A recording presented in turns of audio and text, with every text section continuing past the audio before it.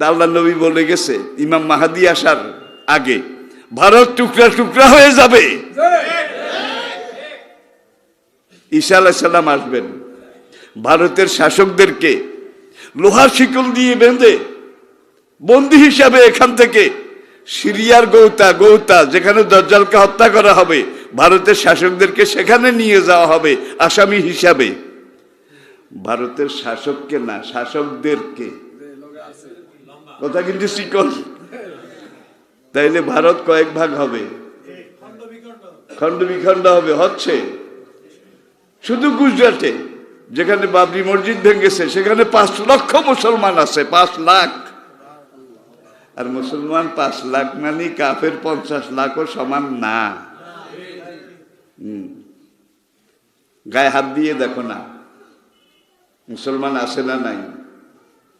Burma, আবার Myanmar, Arkan রাজসভা, ইতিহাসে আপনারা দেখেছেন সেই আদিকাল থেকে আরাকান এটা মুসলমানদের এলাকা ছিল, মুসলমানদের দেশ ছিল।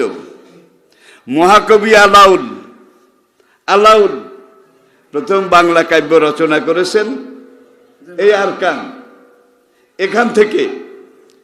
এরপরে মালে মুহাম্মদ আরেকজন মুসলিম কবি, তিনি কাব্য রচনা করেছেন এই আরাকানে। মাগন ঠাকুর বাংলায় কবিতা রচনা করেছেন এই আরাকানে। শেষ মুঘল সম্রাট বাহাদুর শাহ জাফর, তার কবরও কিন্তু বার্মায়, কারণ তার লাশটাও এখানে রাখে নাই। লাশটাকে ঘোড়ার গাড়িতে করে Dhaka trunk road, Comilla trunk road, Feni trunk road, Chattogram trunk road, ঢাকাতেও ট্রাঙ্ক রোড আছে, কুমিল্লায়ও ট্রাঙ্ক রোড আছে, ফেনীতে বোধহয় নাই, চট্টগ্রামে বোধহয় নাই। যে রাস্তা সম্রাট শেরশাহ মোগল আমলে তৈরি করেছিলেন বাংলাদেশ থেকে আরাকান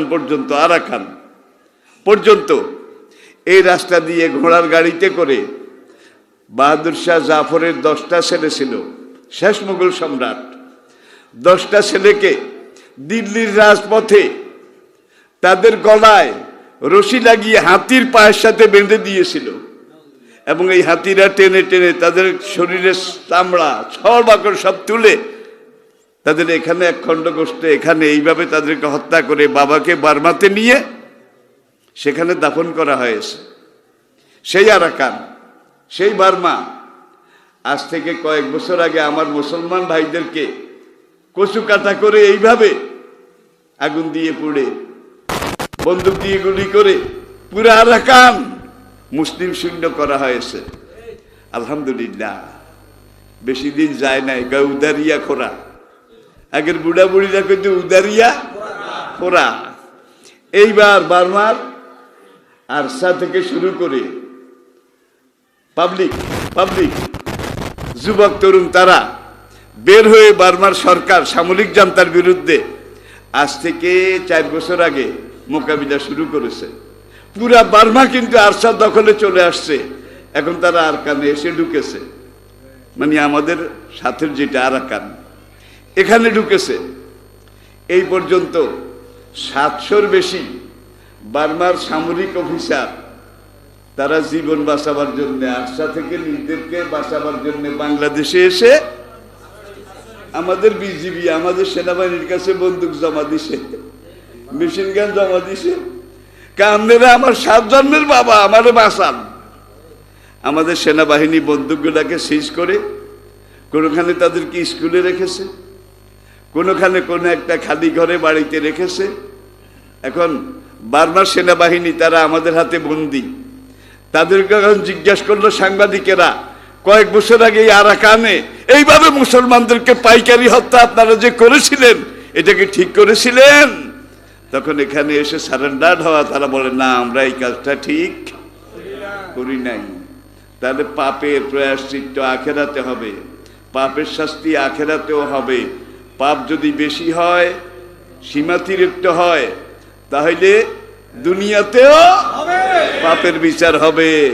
যার জ্বলন্ত জীবন্ত নিদর্শন আজকের বার্মা, ঠিক কিনা বলেন? যে মুসলমান ভাইদেরকে এইভাবে কচু কাটা করে পুরা আরাকান মুসলিম শূন্য করার চেষ্টা করেছিল, আজকে তারা বাংলাদেশে পালাবার জন্য এসে জীবন ভিক্ষা চাচ্ছে। আল্লাহ পারে? আল্লাহ পারে? তাহলে ইন্নাল্লাহ আলা কুল্লি শাইইন কাদির। ইসরায়েলের দিকে তাকান না, মধ্যপ্রাচ্যের সুপার পাওয়ার, মধ্যপ্রাচ্যের সবচেয়ে বড় শক্তি, এবং আমেরিকা, ব্রিটেন, ফ্রান্স, জার্মানি, তারা বার্মাকে এমনভাবে বানাইছে, বার্মা যদি চায় একদিনের মধ্যে পুরো মধ্যপ্রাচ্য তারা শেষ করে দিতে পারে। একদিনে 24 ঘন্টায় সব শেষ করে দিতে পারে। আর এই ইসরায়েল আজ থেকে 100 বছর আগে ইসরায়েলের কোনো দেশ ছিল না, কোনো রাষ্ট্র ছিল না। কোরআনে এই কথাটা আছে, হাদিসেও আছে, কিয়ামত পর্যন্ত ওদের কোনো স্বাধীন রাষ্ট্র থাকবে না। ওরা মাগদুবে আলাইহিম, ওরা দলিন, ঠিক কিনা বলেন? আল্লাহ বলছেন এই ইহুদি অভিশপ্ত, এই ইহুদি জাতি, তারা নবী মুসা আলাইহিস সালামের সাথে কত রকমের নাটক, কত খেলা খেলেছিল। কোরআনের দিকে তাকালে আপনারা এগুলা কোরআন থেকেই জানতে পারবেন, হাদিসের দরকার নাই। এখন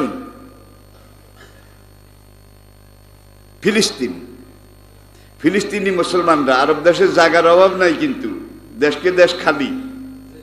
যখন জাতিসংঘে বলা হলো ওদের একটা দেশ নাই, রাষ্ট্র নাই, আমরা আরব মুসলমানদের কাছে ইহুদিদের জন্য একটু জায়গা চাই, তখন আরবের এই মুসলমানরা তাদেরকে তাদের পাশে জায়গা দিল, যে এই জায়গাটা দিলাম, অনেক বড় জায়গা। কিন্তু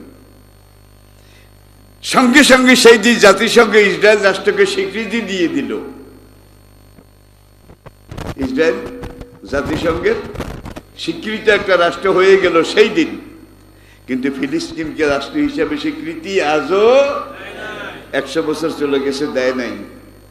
আজকে হামাস যারা ইসরায়েলের সাথে যুদ্ধ করছে তাদের কিন্তু রাষ্ট্র নাই, কি রাষ্ট্র নাই, রাষ্ট্রহীন একটা দেশ। জাতিসংঘের সনদে, ক্যাটালগে তাদের কোনো নামগন্ধ কিচ্ছু নাই। তাদেরকে মারতে মারতে এই জায়গা দখল করে, এখান দিয়ে কলোনি বানায়, এখান দিয়ে এই করে, এখান দিয়ে ক্যান্টনমেন্ট বানায়, বানাইতে বানাইতে 100 বছর আগে ফিলিস্তিনের আয়তন যে দূর ছিল, 100 ভাগের মধ্যে 94 ভাগ ওরা জোর করে দখল করেছে, মাত্র 6 ভাগ এখন আছে। এইটাও আজকে এখান দিয়ে খোঁড়ে, বাইতুল মাকদাসের এখান দিয়ে তারা ড্রেন করে, ওইখান দিয়ে বিশাল গর্ত করে তারা নাকি তাবুতে সাকিনা খোঁজে, তাবুতে সাকিনা, কোরআন যে সিন্ধুকের কথা বলেছে, এই খুঁজতে খুঁজতে বাইতুল মাকদাসটার তলা খুলখুল্লা পর্যন্ত খুলখুল্লা করি হেলাইছে। বাইতুল মাকদাস এটা হারাবে না, ফিলিস্তিন হারাবে না। এই ফিলিস্তিনে 5000 নবী শুয়ে আছেন, ইব্রাহিম আলাইহিস সালাম এই ফিলিস্তিনে শোয়া আছেন, সুলাইমান দাউদ এই ফিলিস্তিনে শোয়া আছেন, বনি ইসরাইলের হাজার হাজার নবী এই ফিলিস্তিনে শোয়া আছেন। দুনিয়ার দ্বিতীয় প্রাচীন মসজিদ কাবাঘরের পরে আদম আলাইহিস সালাম প্রথম কাবাঘর বানিয়েছিলেন, তার 40 বছর পরে আল্লাহর নির্দেশে তিনি কাবার পরে বাইতুল মাকদাস এটা তৈরি করেছিলেন। সর্বশেষ নবী সুলাইমান আলাইহিস সালাম তার হাতে যে ডিজাইন, যে প্যাটার্ন, যে আকার আকৃতি নবী সুলাইমান যেভাবে বানিয়েছেন সেটাই এখনো টিকে আছে, এখনো গম্বুদে সখরা, হলুদ গম্বুজ, এটার উপরে হাসরের দিন আল্লাহর আরশ বসবে, আল্লাহর আরশ বসবে। আর ফিলিস্তিনটা হবে হাসরের ময়দান। যুদ্ধ তো 4 মাসেরও বেশি হয়ে গেছে। এই পর্যন্ত ফিলিস্তিনি মুসলমানদের প্রায় 25,000 মুসলমান বিনা দোষে শাহাদাত বরণ করেছে, তারও বেশি। এরপরে আসেন, ইসরায়েলের ক্ষতি হয়েছে ফিলিস্তিনের চাইতে আরো 1 লক্ষ গুণ কমপক্ষে বেশি। তাদের পুরো সেনাবাহিনী এখন পালিয়ে যাচ্ছে। তারা অস্ত্র ছেড়ে দিয়ে এই বার্মার কুত্তা বাহিনীর মতো তারা এখন দুনিয়ার সবচেয়ে চৌকস সেনাবাহিনী, চৌকস সর্বাধুনিক অস্ত্র যারা চালায় সেই সেনাবাহিনী 100-র মধ্যে 10 জন এখন যারা বেঁচে আছে হামাসের হাতে মরে টরে, 100 জনের মধ্যে 10 জন অ্যাবনর্মাল, পাগল হয়ে গেছে। 100 জনের মধ্যে 30 জন সৈন্য যারা জীবিত আছে তাদের পেট ডাইরেক্ট হয়ে গেছে। ডাইরেক্ট বুঝেন, কোনো বার্তার নাই, পায়খানার সাথে রক্ত। এখন এইভাবে ডাইরেক্ট রক্ত যাইতে যাইতে এগুলার এই তাজা নিতম্ব এটা এখন ভাদ্র মাসের তালের বিচির মতো হয়ে গেছে শুকাইয়া। একটা পাগল আর একটা ছাগল আর একটা কবরে মুতে। ইসরায়েলের সেনাবাহিনীর বর্তমানে এই অবস্থা। এখনকার যুদ্ধ থামাও, জাতিসংঘ কয় থামাও, আমেরিকার প্রেসিডেন্ট কয় থামাও, কিন্তু যখন আবার আমাদের মধ্যে কিন্তু হুজুর আছে, কিছু 2-1 জন থাকলেও আছে, এই হুজুররা কয় হামাসে কি এই কামটা করা ঠিক হয়েছে? হামাস তারা শেষ রাত্রে যাইয়া ইসরায়েলে আক্রমণ না করলে তো এই কামটা, এই ম্যাসাকারটা হইতো না। কিছু হুজুর এই কথা কয়নি, এসব হুজুরের গল্লির ঠার নাই, আর এই হালাইছে 100 বছর মাইর খাইছে এই ফিলিস্তিনি মুসলমানরা, সবকিছু নিয়ে গেছে। আরবি একটা প্রবাদ আছে, মানুষ যখন দেখে যে তুই আমাকে মেরেই ফেলবি, আমাকে আর জীবিত রাখবি না, এখন তুই আমাকে মারার জন্য আসতেছিস, তখন ওই মুসলমানরা বলে মরছি, তোর অন্ডকোষে একটা লাথি হইলেও মারি, অন্ডকোষে লাথি, ঠিক কিনা বলেন? হামাস 100 বছর মাইর খাওয়ার পরে ইসরায়েলের অন্ডকোষে যে লাথি মেরেছে, আলহামদুলিল্লাহ, ইসরায়েলের আমও গেছে, সালাও গেছে, বাকি আছিল আরাকান। ও সাপ দেখছো, এখনো সাপের ফনা দেখো নাই? কি ঘুঘু দেখেছ? ঘুঘুর ফাঁদ দেখো নাই? কোন জাতিকে নিয়ে তোমরা মস্কারি করছো? যে জাতি আল্লাহ ছাড়া কাউকে ভয় করে না। এখন বার্মার যে সেনাবাহিনী আমার মুসলমান ভাইদেরকে এইভাবে মেসাকার করে সব গোরস্থান শ্মশানে পরিণত করেছিল, তারা দলে দলে বাংলাদেশে এসে বলাচ্ছে কেন বাংলাদেশে ঢুকছ? জীবন বাঁচাবার জন্যে।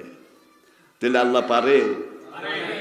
এখন মুসলমান ভাইয়েরা তারা যাই ওই বার্মার সেনাবাহিনী দেখলে মারিয়া লাইব, কিন্তু লগে লগে এখানে রিফিউজি যারা তুলাধুলা করিয়া লাইব, যার জন্য সেনাবাহিনী তাদেরকে ক্যাম্পে রেখে পাহারা দিয়ে রাখছে, কারণ এগুলাকে বার্মা ফেরত দেওয়া হবে।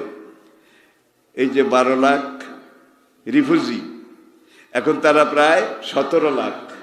ওই যে শুরুতে বলছি প্রোডাক্টিভ 17 লাখ।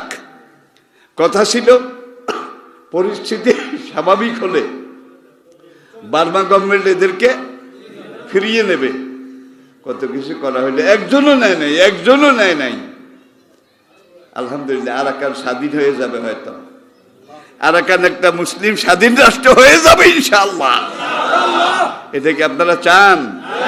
আরাকান আগেও মুসলিম রাষ্ট্র ছিল, মুসলিম অধ্যুষিত ছিল। এখন আবার এই সরকারি বাহিনী আর বিদ্রোহী বাহিনী পাবলিক, তাদের এই যুদ্ধে এইবার বার্মার পিঠ এসে দেওয়ালে ঠেকেছে। এইবার তাদের আর পালানোর কোনো জায়গা নাই। তাহলে আমরা এখানে একটা জিনিস বুঝলাম, আমার আল্লাহ এত শক্তিশালী, ফাআলুল লিমা ইউরিদ, তিনি যা চান তা করেন। যেভাবে চান সেভাবে করেন। প্রিয় ভাইয়েরা, তাহলে বার্মার এই অবস্থা। বন্ধু দেশ মসজিদে হাত দিছে, মসজিদ ভাঙ্গা শুরু করেছে, মূর্তি ঢুকাইছে। তারা গোখরা সাপের গায়ে হাত দিয়েছে, জাতি সাপের গায়ে হাত দিয়েছে। এখন আমি ভারতকে সাবধান করে দিচ্ছি, এটা মস্কারি নয়। মুসলমান ভারতে উড়ে এসে জুড়ে বসেনি। দিল্লির লাল কেল্লা আমাদের, তাজমহল আমাদের, কি ফতেপুর সিকরি আমাদের, কুতুব মিনার আমাদের, যত বড় বড় স্থাপত্য শিল্প আছে ভারতে সবগুলো কিন্তু মুসলমানদের। এগুলো অস্বীকার করার জন্য নাই, দুনিয়া জানে। সুতরাং আমরা মুসলমান হিসেবে আমাদের দেশ নিয়ে স্বাধীনভাবে থাকতে চাই। পাকিস্তান বর্ডারে গত 53 বছরে ভারতের যে বিএসএফ, তাদের গুলিতে পাকিস্তান বর্ডারের মধ্যে একজন লোক মারা গেছে, একজনও না। চীনের সাথে তাদের বর্ডার আছে, ভারতের চীনের বর্ডারের মধ্যে একজন মারা গেছে, একজনও না।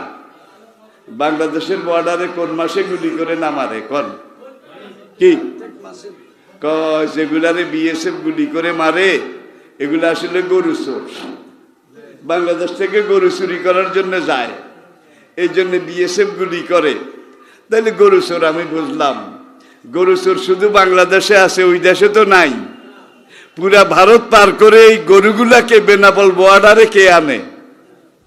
কি ভারতের চোরেরা। ভারতের চোরেরা এলে এই দেশের চোরদের হাতে গরুগুলা দেয়। তাহলে ভারতের কয়টা চোরগুলিতে মারা গেছে? কোন একটাও না, একটাও না। দুনিয়ার একটা দেশ আপনি দেখান, শুধু এই উপমহাদেশে নয়, বহির্বিশ্বে বর্ডারে এইভাবে গুলি করে মানুষ মারা আন্তর্জাতিক অপরাধ। চোর হইলে অ্যারেস্ট করো, থানায় নাও, বিচার করো, দুনিয়াকে জানাও, ফুটুস করে গুলি করে দেয়। আর আমরা তো ওই ছোট লোকের কচু দিলে কয় আরে খাইতাবে না দিছে, মাফ করবেন, ছোট লোকের কচু দিলে কারে খাইতাবে না দিছে। আমাদেরকে কচু কাল দিতে আসে, আর আমরা কই খাইতাবে না দিছে, খাইতাবে না দিছে। এই অবস্থা কিন্তু বেশি দিন চলবে না। আমরা মুসলমান, আল্লাহ ছাড়া কাউকে ভয় পাই না, আল্লাহ ছাড়া কাউকে আমরা ডরাই না। আমরা আল্লাহর পথে ছিলাম, আছি, থাকব। আমি সব মাহফিলের মধ্যে সালাতের পরে একটা দোয়া করি, আমি এই দেশটাকে ভালোবাসি, সবচেয়ে বেশি ভালোবাসি বাংলাদেশকে। আমার নবী আমাকে শিখিয়েছেন হুব্বুল ওয়াতনে দেশপ্রেম ইমানের অংশ। আমার আব্বা শুয়ে আছে, দাদা শুয়ে আছে, আমার পূর্বপুরুষ এই দেশে মাটিতে শুয়ে আছে, ঠিক কিনা বলেন? সুতরাং এই দেশ আমার জীবনের মতো, জীবনের চেয়ে আমি এই দেশকে ভালোবাসি। 5 ওয়াক্ত সালাতের পরে আপনারা দোয়া করবেন, আল্লাহুম্মা উনসুর মুলকা বাংলাদেশ, আল্লাহুম্মা হাফিজ দৌলতা বাংলাদেশ মিনাল ওবা অত তুফান অল কাহাত অল কুম্মাল অদ্দফাদে অতাউন অজলজলা অডেঙ্গু অকরুণা অজামিয়াল বালিয়াত। আল্লাহুম্মা লা তুআযিবনা বিআযাবিকা ওয়া লা তুহলিকনা বিগযবিকা ওয়াফিনা ক্বাবলা যালিকা। আল্লাহুম্মা লা তুসাল্লিত আলাইনা যালিমা ওয়া লা তুসাল্লিত আলাইনা মান লা ইয়ারহামুনা। আল্লাহুম্মা ইন্না নাজআলুকা ফি নুহুরিহিম ওয়া নাউযু বিকা মিন শুরুরিহিম। ইয়া কাহারা জাল বাতশি শাদীদ আনতাল্লাযী লা ইউতাকু ইনতিকামুহু। ইয়া কাহার, ইয়া কাহার, ইয়া কাহার। قال الله تعالى في كلامه المجيد والفرقان الحميد إن الله وملائكته يصلون على النبي يا أيها الذين آمنوا صلوا عليه وسلموا تسليما اللهم صل على سيدنا ونبينا وشفيعنا مولانا محمد صلى الله عليه وعلى آله وأصحابه وبارك وسلم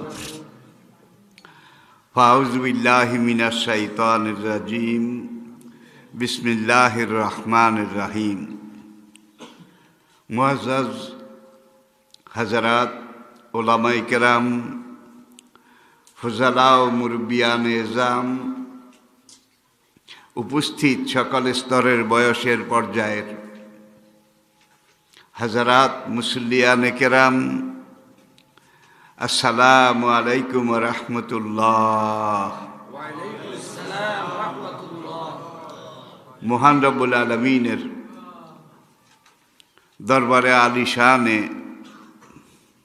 শুরুতে আমি হাজারো লাখো অনন্ত অযুত কোটি শুকরগুজারি করছি যে মহান রব, যে মহান মালিক আমাদেরকে আজকে আবার 7 দিনের মাথায় পবিত্র ইয়ামুল জুমায় জুমার সালাত আদায়, তার সম্পূরক পরিপূরক জুমার খুতবা এটা শোনার, এখান থেকে তালিম তরবিয়ত শিক্ষা গ্রহণ করার সুযোগ দান করেছেন।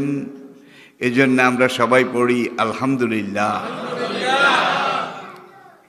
আমরা যখন জুমার নিয়ত করি, নিয়তের মধ্যে আরবি শব্দ এভাবে নাওয়াইতুয়ান আজকে আন জিম্মাতি ফারজি জোহরে বে আদায় রাকাতায় সালাতিল জুমাতে। আমি এই নিয়ত করি রব্বুল আলামিন জোহরের নামাজের সম্পূরক পরিপূরক জোহরের সালাতের স্থলাভিষিক্ত এ সময় এই জায়গায় আমি জুমার 2 রাকাত নামাজ এটা আদায় করার জন্য নিয়ত করেছি। তাহলে জোহরের স্থলাভিষিক্ত এটা যদি বলা হয় তাহলে তো 4 রাকাত হওয়া উচিত। জোহর যত রাকাত জুমাও তত রাকাত হওয়া উচিত। সাহাবায়ে কেরামের পক্ষ থেকে কিলা ইয়া রাসূলুল্লাহ, একজন সাহাবী আরজ করলেন, ওগো আল্লাহর রাসূল, জোহরের সম্পূরক পরিপূরক স্থলাভিষিক্ত যদি জুমা হয়ে থাকে তাহলে জুমা 2 রাকাত কেন? 4 রাকাতই তো হওয়া উচিত ছিল। নবী তখন পরিষ্কারভাবে বললেন 2 রাকাত রুকু, সেজদা, তাসবিহ, তাহলিল এটা, আর বাকি 2 রাকাত খুতবা, বাকি 2 রাকাত খুতবা। তাইলে এই খুতবার মধ্যে কিন্তু জোহরের বাকি 2 রাকাত এটা আদায় হয়ে যাবে, এটা সওয়াব আল্লাহ পাক দান করে দেবেন। এখন কোরআনে পাকে একটা সূরাই আছে, সূরাতুল জুমা, জুমার সূরা। কত বেশি গুরুত্ব হলে, কত বেশি প্রয়োজনীয় হলে আল্লাহ রাব্বুল আলামিন সূরাতুল জুমা নামে একটা সূরা নাজিল করেছেন। ইজা নুদিয়া লিস-সালাতি মিন ইয়াউমিল জুমআ, জুমার দিন যখন জুমার নামাজের জন্য আজান দেয়া হয়, আহ্বান করা হয়, ডাক দেওয়া হয়, ফাসাও ইলা যিকরিল্লাহ, সঙ্গে সঙ্গে তোমরা, এখানে জিকির শব্দের অর্থ কিন্তু সালাত, সঙ্গে সঙ্গে তোমরা আল্লাহর শরণার্থে জুমার সালাতের জন্যে ফাসাও, সা ইয়াসই সায়ান, আর এই শব্দের প্রয়োগ কত সুন্দর, প্রতিযোগিতামূলকভাবে কে কার আগে মসজিদে যেতে পারো, প্রতিযোগিতামূলকভাবে তোমরা দ্রুত বেগে মসজিদের দিকে ছুটে আসো। পরে বলা হচ্ছে ফায়জা কুদিয়াতিস সালাত, যখনই সালাত শেষ হয়ে যাবে, ফান্তাশেরু ফিল আরদ, তোমরা আল্লাহর জমিনে ছড়িয়ে পড়ো, ছড়িয়ে ছিটিয়ে যাও। এন্তাসারা ইয়ান্তাশেরু এন্তেসারান মুনতাশেরুন, সবাই এক জায়গায় যাইও না, যার যেখানে যেভাবে কাজ, নিজ নিজ গন্তব্যে, জেলে নদীতে চলে যাও, শ্রমিক কারখানায় চলে যাও, দোকানদার দোকানে চলে যাও, চাষি মাঠে চলে যাও, গিয়ে অবতাগু মিন ফাদলিল্লাহ, এইসব জায়গায় আমি আল্লাহ তোমাদের জন্য রেজেক, জীবন জীবিকা এগুলো বরাদ্দ করে রেখেছি। তোমরা জোহর পড়ে বা জুমা পড়ে মনে মনে একটা সিদ্ধান্ত নেবে, নিয়ত করবে, আল্লাহ জোহরটা পড়লাম, জুমাটা আদায় করলাম, আবার যখন তোমার ডাক আসবে তখন আমি যেন সঙ্গে সঙ্গে এসে জুমাটা বা জোহরটা সময় মতো জামাতের সাথে আদায় করতে পারি, এই তৌফিক আমাকে দান করিও। জোহর থেকে বের হয়ে আসরের নিয়ত করবেন, যেন সময় মতো ঠিক মতো আমি আদায় করতে পারি। আরেকটা হাদিসে নবীজি ইরশাদ করেছেন, ইন্তেজার ও সালাত বাদা সালাত, এক ওয়াক্ত সালাত আদায় করে পরবর্তী ওয়াক্তের জন্যে অপেক্ষমান থাকা, ইন্তেজার। ইন্তেজার তো বুঝেন, অপেক্ষমান। ফাজালে কুমুর রিবাত, ফাজালে কুমুর রিবাত, ফাজালে কুমুর রিবাত। যখনই আবার আজান হবে, আল্লাহর ডাক আসবে, তখনই দুনিয়ার কাজকর্ম স্বল্প সময়ের জন্যে মুলতবি করো, করে আবার সালাতের দিকে ছুটে যাও। যখনই আসরটা পড়ে সালাম ফিরাবে, জোহর থেকে আসর যত ঘন্টা তুমি দোকানে কাজ করেছ, মাঠে কাজ করেছ, কর্মক্ষেত্রে দায়িত্ব পালন করেছ, পুরা সময়টা আল্লাহ রাব্বুল আলামিন তোমার আমল নামার মধ্যে ফরজ নামাজের সওয়াব লিখে দেবে। তাইলে আরেকটা উদাহরণ দেই। শেষ রাতে 3টা থেকে 5টা হাদিস, 3টা থেকে 5টা, এই সময় যার ঘুম ভাঙ্গে, জেগে যায়, অন্য জাগানো লাগে না, আল্লাহর এই জমিনের মধ্যে সে সবচেয়ে বড় ভাগ্যবান ব্যক্তি। আর এই সময় যারা জাগে না, ঠেলা লাগে, ধাক্কানো লাগে, এরা হতভাগা, এরা অভাগা। বলবেন যে ঠেলা না দিলে আমি জাগবো কি করে? একাধারে আপনি 2-4 দিন জাগেন, এসা পড়ে নিয়ত করেন, আল্লাহ আবার ফজর যেন পড়তে পারি, এই তৌফিক আমাকে দিও। তখন আপনাকে জাগিয়ে দেওয়ার দায়িত্ব আল্লাহ নিজে গ্রহণ করবেন। দেখবেন যে 5টা যখন বেজে যাবে, অটো, আপনাকে কেউ ডাকা লাগবে না, বলা লাগবে না, আপনার ঘুম ভেঙে যাবে। এটা হলো মানসিক, সাইকোলজিক্যাল, এটাকে অস্বীকার করার উপায় নাই। ফজর পড়লেন, শরীর কোনো ওজন না থাকলে, আর সালাম আল জামা, জামাতে অবশ্যই পড়তে হবে। জামাতুন সুন্নাতুম মুআক্কাদাতুন কারিবাতুম মিনাল ওয়াজিব, কুদুরির ইবারত। হেদায়া কিতাবে এটা লিখে বিস্তারিত ব্যাখ্যা। জামাত যদিও সুন্নতে মুআক্কাদা, কিন্তু এটা ওয়াজিবের কাছাকাছি, ওয়াজিবের কাছাকাছি। বিনা ওজরে জামাত ছাড়া যাবে না, তরক করা যাবে না। নবীজি আরেকটা হাদিসে বলেছেন, মসজিদে নববীতে যখন আজান হয়, যখন জামাতে সালাত আদায় করা হয়, আমি নবী যদি ইমামতি জামাতে আটকা না হইতাম, মদিনার গলিতে গলিতে হেঁটে হেঁটে যারা জামাতে অংশগ্রহণ করেনি তাদের ঘর বাড়িগুলো আমি আগুন দিয়ে জ্বালাই দিতাম। আল্লাহু আকবার! কি সাংঘাতিক কথা, কত বিশাল সাবধানতা। ফজর পড়ে আপনি নিয়ত করেন, আল্লাহ জোহরটা যেন ঠিকমতো আবার আদায় করতে পারি, এই তৌফিক আমাকে দিও। এই সিদ্ধান্ত নিয়ে ইন্তেজার সালাত বাদা সালাত, আমি বারবার রিপিট করতেছি, কিন্তু ফজর পড়ে জোহরের জন্য মানসিকভাবে তৈয়ার থাকা, অপেক্ষমান থাকা, এটাই হলো আসলে ইমানের লক্ষণ। কর্মক্ষেত্রে চলে গেলেন, যার যেই কাজ ডিউটি সেটা করলেন, 12টা পার হয়ে গেছে, সূর্যটা পশ্চিমে হেলে গেছে, এখন আর কাজ ভাল লাগে না, দোকানদারি ভাল লাগে না, কোনো কিছু ভাল লাগে না, ভিতরে একটা অস্থিরতা যার জাগে। আমার দ্বিতীয় ওয়াক্তের সময় এসে গেছে, কিচ্ছু তার ভাল লাগে না। এটা হলো পূর্ণাঙ্গ ঈমানের লক্ষণ, পূর্ণাঙ্গ মুমিনের এটা হলো হাইসিয়ত। যখনই আপনি দুনিয়ার কাজ ফাসাও ইলা যিকরিল্লাহ ওয়াজারুল বাইআ, দুনিয়ার কাজ মুলতবি করো, ছেড়ে দাও বলে নাই, মুলতবি করো। আর মুলতবি অর্থ হইল অল্প সময়ের জন্য বিরতি। বিরতি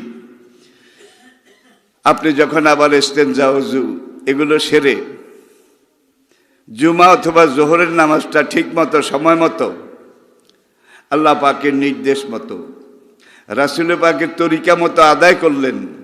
ইন্তেজার ও সালাত বাদা সালাত, এই হাদিসটা আপনারা খুলে ব্যাখ্যা দেখেন। ফজর থেকে জোহর পর্যন্ত দিনের অর্ধেক, পুরা দিনের অর্ধেক, এই পুরা সময়টা আল্লাহ পাক আপনার আমল নামার মধ্যে ফরজ নামাজের সওয়াব লিখে দিয়েছে। রুকলেন খেতে ধান, আর আল্লাহ সওয়াব দিল ফরজ নামাজের। ফরজ নামাজের যে যেই কাজ করেছেন,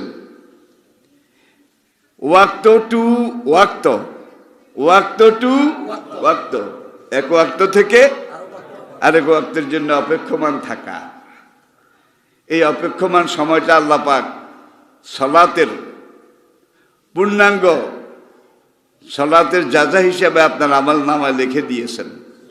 এইভাবে জোহর থেকে আসর, আসর থেকে মাগরিব, মাগরিব থেকে এশা, এশার পরে আবার লম্বা সময়, দীর্ঘ সময়।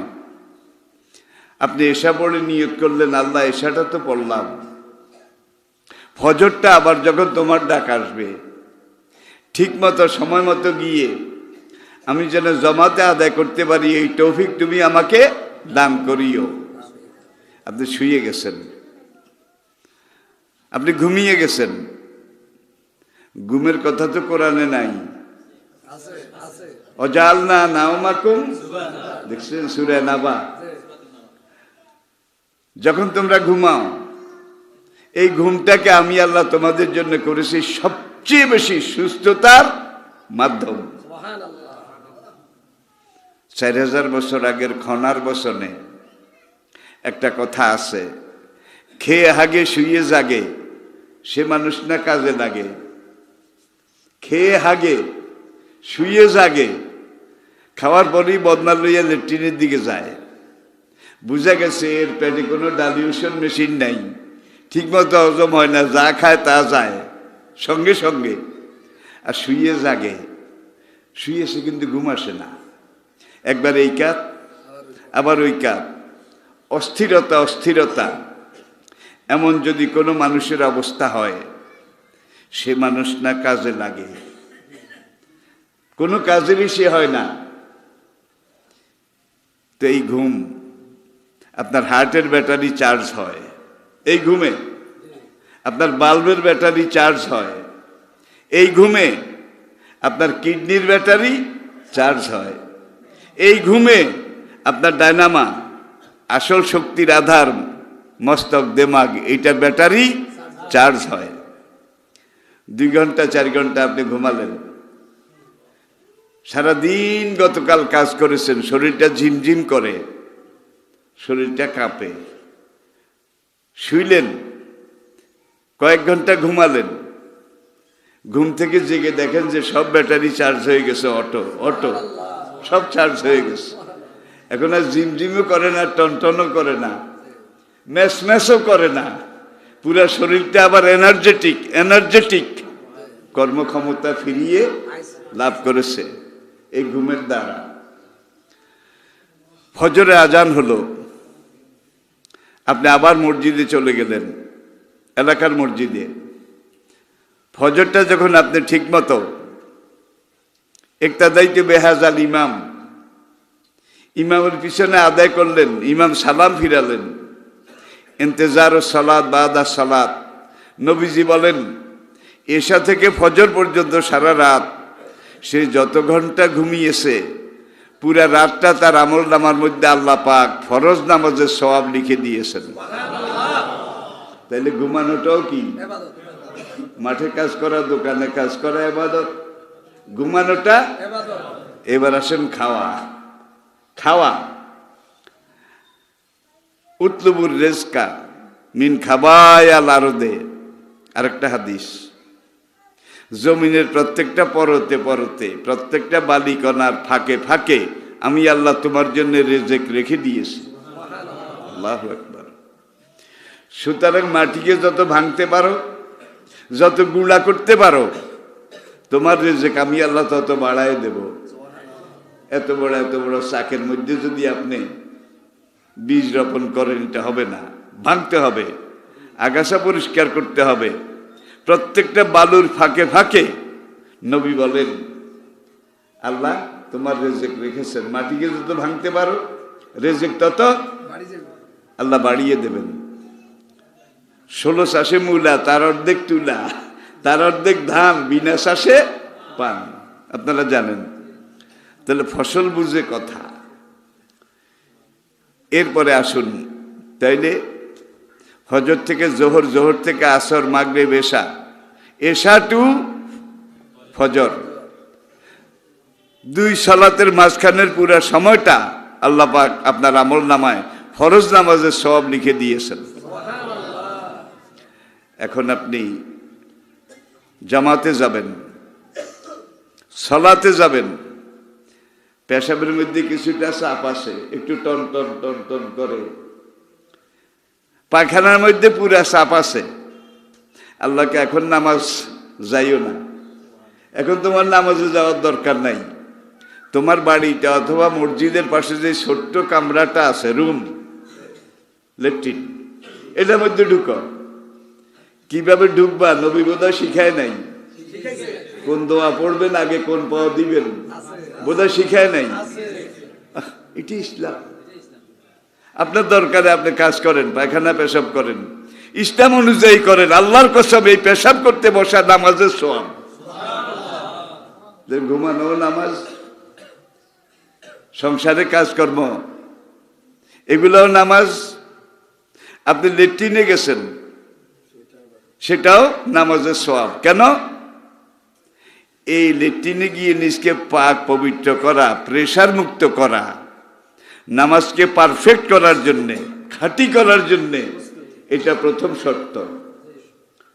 পেশাবে টন টন করে, হাতে বেশি মুসল্লি হয়ে গেছে, কয় জমা ছড়ি যায় হাঁদা, ইমাম সাহেব সালাম ফিরে না কা, সালাম ফিরে না কা, আপ তো হাঁটি যায় কি? এগুলো অস্বীকার করার জো নাই, কোনো তাড়াহুড়া নাই। তুমি বাই রোটেশন, বাই রোটেশন। এইবার লেট্রিনে ঢুকো। আল্লাহুম্মা ইন্নী আউযু বিকা মিনাল খুবুসে, সব রকমের শয়তান, ইবলিস, খান্নাস, তাদের প্রতারণা থেকে আমি তোমার কাছে পানা চাই। এই দোয়া পড়তে পড়তে আগে বাম পাও দিয়ে ঢুকবেন, আগে বাম পাও। ঢুকার পরে দরজাটা বন্ধ করবেন, পর্দাটা টেনে দেবেন, যাতে আপনার কাপড় খুললে হেজাব এটা নষ্ট না হয়, কেউ না দেখতে পায় বাইরের থেকে। এবার নবী বলেন কাপড়গুলোকে উঠাও, উঠায় গুটাও, ভালো করে গুটাও, গুটাইয়ে এটারে দলা করো। দেখছেন নি নবী কি কয়? দলা করো। দলা করে একটা গাঁটটি বুসকার মতো বানাও। এই বুসকাটাকে বাম দিকের তলপেটে, বাম দিকের তলপেটে এই কাপড়ের পোটলাটাকে রেখে বাম রানের উপরে এক চাপে টাঙ্কি খালাস। আল্লাহর হুকুম, কোতান টোতান কিছুর দরকার নেই। কিভাবে আমরা পেশাব করব, কিভাবে আমরা পায়খানা করব, জীবনের কোনটা কাজ ইসলাম বাদ দিয়েছে? মা ফাররাতনা ফিল কিতাবে মিন শাই। এই কোরআন এমন কোরআন, যেই কোরআনে মানুষের জীবনের প্রয়োজনীয় একটা কথাও আমি আল্লাহ বলার বাকি। তাইলে আমরা 5 ওয়াক্ত সালাত ঠিক মতো পড়বো ইনশাআল্লাহ। সবাই রাজি? 1 ওয়াক্ত পড়ে আর 1 ওয়াক্তের নিয়ত করব। এবং সেই ওয়াক্তের দিকে তাকিয়ে তাকিয়ে কাজকর্ম করব। দোকানে বেচা কিনা করেন, নামাজের সওয়াব আপনি পাচ্ছেন। কারণ কি? আপনি নামাজের সময় অপেক্ষা করতেছেন, ইন্তজার সালাত বাদা সালাত, যার জন্য আপনার এই ইন্তজারটাকেও, অপেক্ষমান থাকাটাকেও আল্লাহ রাব্বুল আলামিন ফরজ নামাজের সওয়াব লিখে দেবেন। স্ত্রী সহবাস করেন, এটা বোধহয় কোরআনে নাই, আছে? কোনটা নাই বলেন? এখন গরু ছাগল তাদের হইল কোনো লিমিট নাই, কোনো সময় নাই, কোনো ক্ষণ নাই, কোনো আশা ভরসাও নাই, নিয়ত নাই, কিন্তু আপনার এই সব কিছু আছে। জাল্লা তোমার হুকুম মতো, তোমার পাঠানো নবীর তরিকা মতো, তোমার নাজিল করা কোরআনের নির্দেশ মতো আমি এই বিবি, এই বউ ঘরে এনেছি। আল্লাহ, এই বিবির গর্ভে তুমি আমাকে নেক সন্তান দান করিও। আমার পরবর্তী জেনারেশন তাদেরকে তুমি নামাজি, রোজাদার, সাহেবী ইমান হিসাবে, সাহেবে কোরআন হিসাবে কবুল করে নিও। আপনি সহবাস করেন। আল্লাহ রাব্বুল আলামিন কেরামান কাতিবিন এই দুইজনকে বলে, এই মিলন করে টরে লিখিস না, লেখ। মুজাহিদ প্রোডাকশন দেয়, মুজাহিদ প্রোডাকশন দেয়, কারণ সে নিয়ত করেছে এই মিলনে যদি সন্তান হয় দ্বীনের মুজাহিদ বানাইয়া দিও। এই নিয়ত কি আমরা করি? কয়জনে করি? যার জন্য ছেলে পান কারগো মস্তান, কারগো জুলফিওয়ালা, কারো মুসওয়ালা, কারো ক্যাডার, দ্বীনের পথে খুব কম সন্তান। কারণ ইন্নামাল আমালও, শুরুতে আপনি ভুল করেছেন। মুজাহিদের নিয়তে, দ্বীনের নিয়তে করেন নাই, পার্সোনাল ইন্টারেস্টের নিয়তে করেছেন। খাসারাত দুনিয়া ওয়াল আখিরা, আপনার দুনিয়াও গেছে, থাক। তাহলে আমি এটা বলতে চাচ্ছি, কোরআনকে সামনে রেখে নবীজিকে সুপার মডেল, লাকাদ কানা লাকুম ফি রাসূলিল্লাহি উসওয়াতুন মা আতাকুমুর রাসূলু ফাখুযুহু ওয়া মা নাহাকুম আনহু ফান্তাহু ওয়া ইন্নাকা লাআলা খুলুকিন আযীম। নবীকে মডেল হিসাবে রেখে নবী যেইভাবে বলেছেন সেইভাবে আপনি করবেন, নবী যেইভাবে করেছেন সেইভাবে আপনি করবেন। আল্লাহর কসম, আপনার একটা কাজও দুনিয়াদারি হবে না। আপনার পায়খানা পেশাবও ইবাদত, আপনার খাওয়াও ইবাদত, আপনার ঘুমও ইবাদত, আপনার রুকু সেজদাও ইবাদত। কিন্তু আমরা এখন ভাগ করে ফেলেছি যে না, মসজিদে গিয়ে রুকু সেজদা করা বোধহয় ইবাদত, আর বাইরের এগুলো দুনিয়াদারি। না, একজন মুমিনের প্রত্যেকটা কাজ যদি আল্লাহর নির্দেশ মাফিক হয়, প্রত্যেকটা ইবাদত। দুনিয়াদারি বলতে কিছু নাই। মসজিদে নববীতে আল্লাহর নবী মিম্বারে বসে চোরের বিচার করতেন, কি জেনার বিচার করতেন। আল্লাহর নবী সামাজিক যত কাজকর্ম এগুলার ফয়সালা মসজিদে নববীর মিম্বারে বসে করতেন। চারজন আমিরুল মোমিনিন ঠিক সেটাই করেছেন। এখন মসজিদের মধ্যে সাইনবোর্ড লাগানো আছে, মসজিদে দুনিয়াবি কথাবার্তা বলা হারাম। কি তাইলে আপনি মসজিদের এক ভাগ করেছেন, দুনিয়াকে আরেক ভাগ করেছেন। না, একজন মুমিনের জীবনে দুনিয়া বলতে কিছু নাই, শুধু আল্লাহমুখী হয়ে যা করবেন সব দিন। এটার মধ্যে আল্লাহ আখিরাত, পুরস্কার, জান্নাত সবকিছু রেখে দিয়েছেন। সবাই পড়ি আলহামদুলিল্লাহ। Number 2, Arakan, Myanmar, Burma. কথা তো না বললে হবে না। আর আলহামদুলিল্লাহ আজকে নেট ইন্টারনেটের জগতে ওলামায়ে কেরাম যে ভূমিকা পালন করছে, আর এই নেট ইন্টারনেট জগৎ, এই যে ক্যামেরাগুলো, যেই কথাগুলো আমি এখন বলছি, 1 মিনিটও লাগবে না আমার কথাগুলো পুরা দুনিয়াতে ওরা পৌঁছাই দেবে, পুরা পৃথিবীতে। দুনিয়ার যেই দেশেই যাই, প্রাচ্য হোক, পাশ্চাত্য হোক, মধ্যপ্রাচ্য হোক, মনে হয় যেন আমি বাংলাদেশে। হুজুর আপনার ওয়াজ শুনি, আমরা সবসময় শুনি যে কোনো দেশে। এগুলা হয়েছে কিন্তু মিডিয়ার কল্যাণে। আর ওরা যে রেকর্ড করে, এটার মধ্যে আমার কোনো ইন্টারেস্ট নেই। কোন হুজুর আছে যে আমার বক্তব্য রেকর্ড করতে হইলে আমার পয়সা দিতে হবে। ওরা আছে, জিজ্ঞেস করেন, সব ফি সাবিলিল্লাহ, সব ফি সাবিলিল্লাহ। ওরা যখন মাহফিলে যায়, অনেক মাহফিলে ওদেরকে আমার সাথে কর্তৃপক্ষ ডেকে খানা খাওয়ায়। হুজুর ইসলামের লিডার আর ওরা ইসলামের অংশ। ওই দিন চাটখিলে এক বুড়া তো ওদেরকে মারার জন্য, এই তোরা এগিয়ে এইসব বুড়ারে হিরাম যায় না, মনে হয় যেন হয়তো জেহাদে নামি গেছে।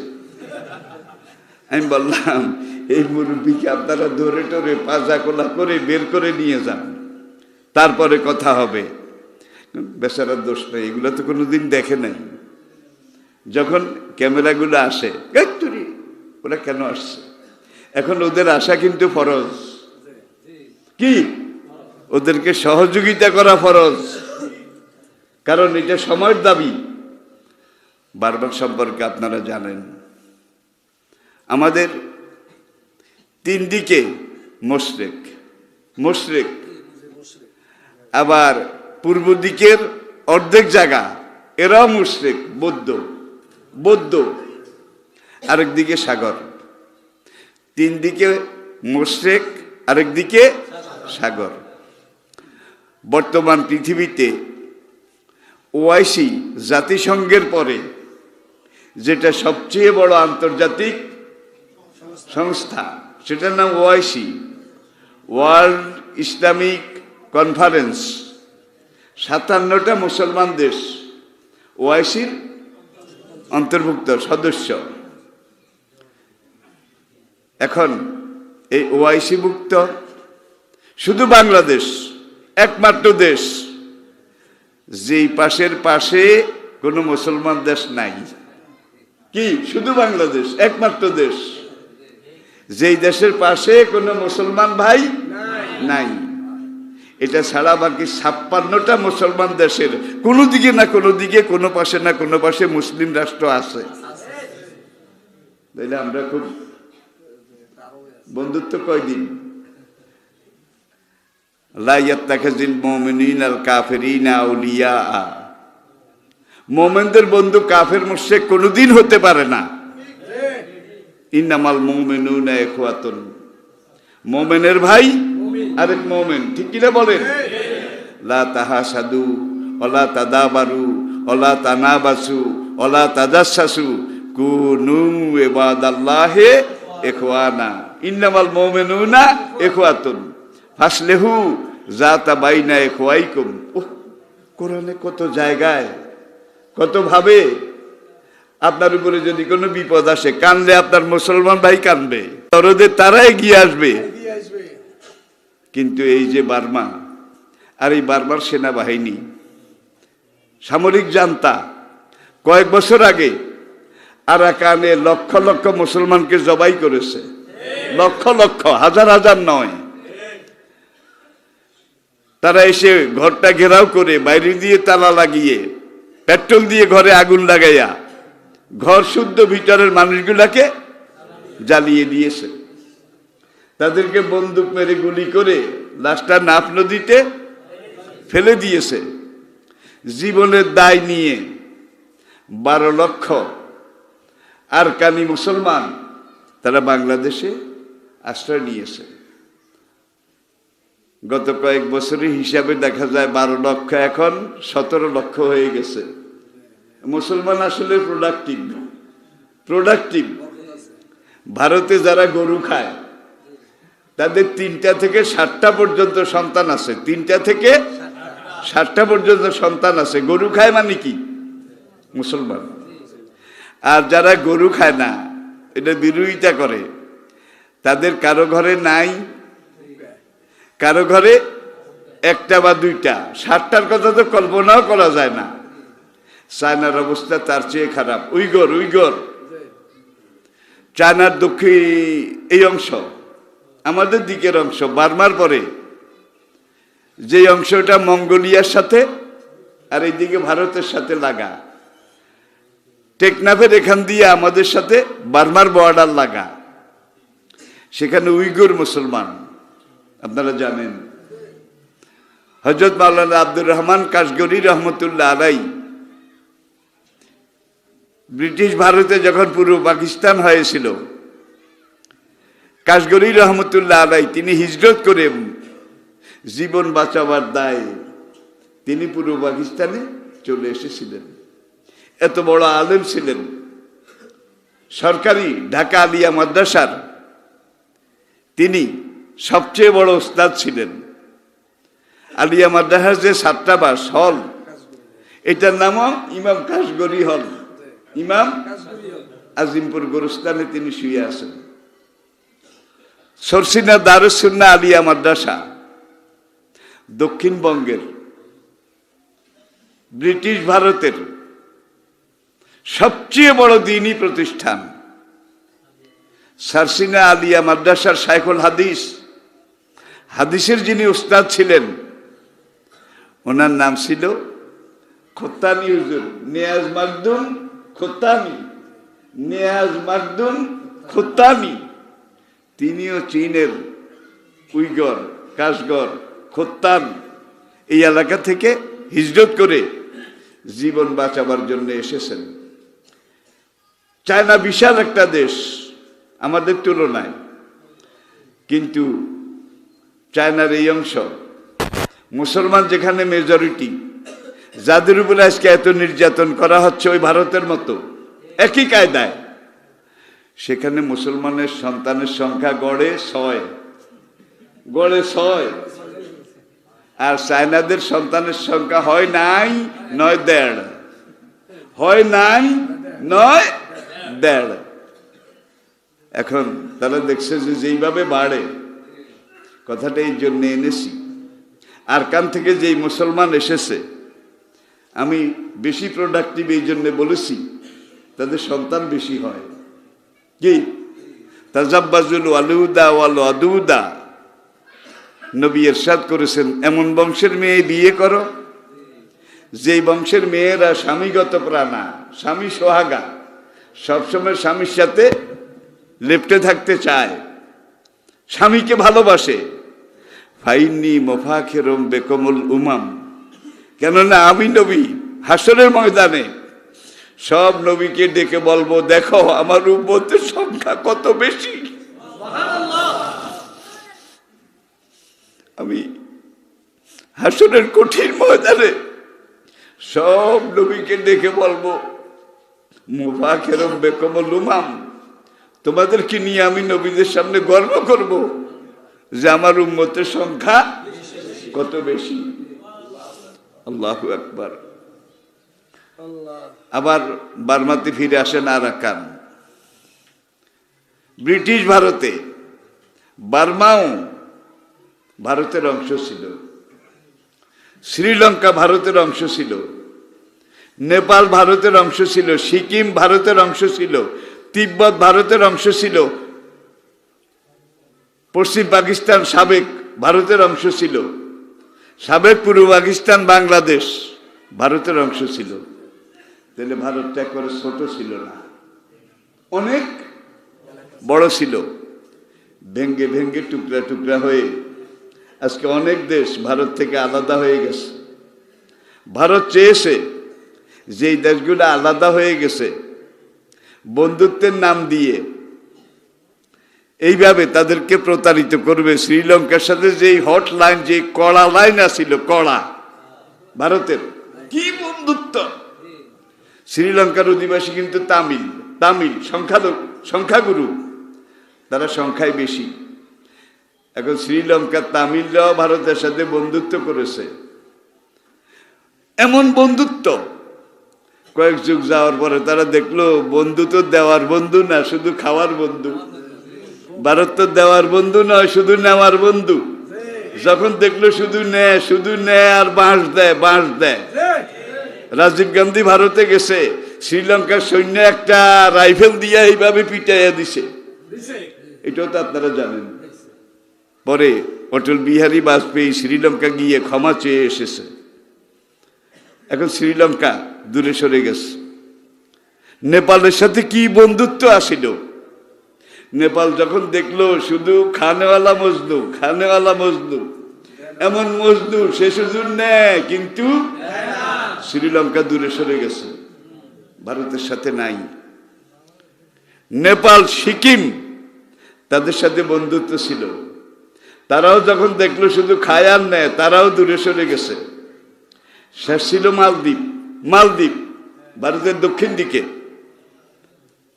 আরব সাগরে, মালদ্বীপও দূরে সরে গেছে, যেটা আমরা এখনো বোধহয় চিনতে পারি নাই। আমি এখানে বসে ভারতের বিরুদ্ধে কিছু কইলে আমার দেশের কিছু লোক হুজুর তো বুড়াকালে রাজাকার হয়ে গেছে। আমি ভারতের বিরুদ্ধে কথা বললে আমাকে যদি রেজাকার বলা হয়, তাহলে দেশটা ভারত, দেশটা বাংলাদেশ নয়। আমার বাংলাদেশের একজন মানুষ ভারতে চাকরি করে এমন রেকর্ড অন দা রেকর্ডে নাই। আল্লাহর রহমতে আমরা স্বয়ং সম্পূর্ণ। কিন্তু ভারতের 9 লক্ষ মানুষ, 9 লক্ষ মানুষ বাংলাদেশে এসে চাকরি করে।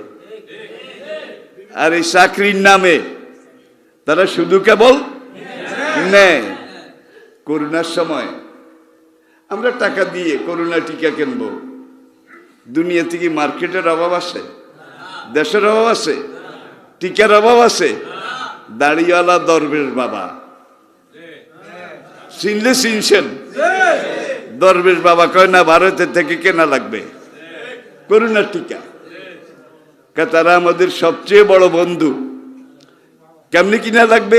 যে ভারত শর্ত দিছে অর্ধেক টাকা অগ্রিম আগে দিতে হবে, বাকি অর্ধেক টিকা দেওয়ার পরে বাস সরকার অর্ধেক টাকা দরবেশ বাবারে দিয়া ভারতেরই দিয়ে দিছে। কয়েকদিন পরে ভারত কইল এখন টিকা দেওয়া যাবে না, আমাদের দেশে করোনার চাপ বেশি। ভাই টিকাও গেছে, পয়সাগুলো ফেরত দেয় নাই। এগুলা বললে এগুলা কি দুনিয়াদারি না দিনদারি? হুব্বুল আবদি মিনাল ঈমান। এই দেশের সাথে আমার রক্ত, আমার মাংস, আমার বাপ দাদা 14 গোষ্ঠী এখানে শোয়া। আমি এই দেশকে জীবনের চেয়ে বেশি ভালোবাসি। আমার নবী আমাকে শিখিয়েছেন দেশপ্রেম ঈমানের অঙ্গ। আমি দেশটাকে ভালোবাসি। বাবরি মসজিদ ভেঙে ফেলেছে, সেখানে রাম মন্দির, জ্ঞানব্যাপী মসজিদ, এখানে মূর্তি ঢুকাইয়া দিছে, এখানে ইমামের মেহরাব, এখানে দেবদেবীর মূর্তি। মুসলমানরা নামাজও পড়ে, ওরা এসে পূজাও করে। এখন বলে যে ভারতের কয়েক হাজার মসজিদের নিচে নাকি রাম মন্দির আছে, কয়েক হাজার মসজিদের নিচে। তাহলে মসজিদগুলাকে এইভাবে ভেঙ্গে চূর্ণ বিচূর্ণ করে সবগুলা মন্দির করবে। বরিশাল খুলনার একটা প্রবাদ আছে আঞ্চলিক, শয়তানে হোগা মারে বাথুইয়া তামুক ভরে। আর কাম নাই, সব মসজিদের নিচে নাকি রাম মন্দির আছে, মসজিদগুলা ভাঙবে।